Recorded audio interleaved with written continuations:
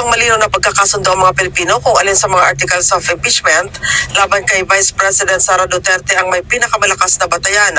Ayon ito sa kauna-unahang National Momentum Survey ng Momentum Research na isinagawa mula July 13 hanggang July 16, 2026. Gumamit ang survey ng face-to-face at computer-assisted interviews sa 1,438 na mga Pilipino na may edad 18 years old pataas.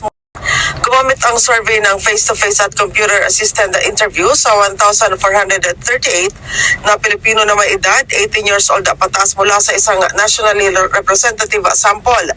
Batay sa resulta, 24% ng mga respondent ang nagsabing pinakamabigat na usapin ang sinasabing irregularity sa paggamit ng confidential and intelligence funds. At 41%, sabi po nila ay patas o lubos na patas ang nagiging paglilitis. Pero close second din po, 38% ang nagsasabi na hindi patas o lubos na hindi patas. So divided po yung ating mga kababayan kung matatawag bang patas at walang kinikilingan sa kanilang pagtingin yung ating pong paglilitis. Marami pa din po, 20% ang nagsasabing hindi nila alam, hindi sila sigurado kung masasabi bang patas o walang kinikilingan yung kasalukuyang paglilitis. Samantala, 22% naman ang nagsabing wala sa mga paratang ang kanilang itinuturing na kapanipaniwala, habang 16% naman ang tumukoy sa alegasyon ng grave threats o sinasabing pagbabanta sa buhay ng Pangulo at ng kanyang pamilya bilang pinakamabigat na issue.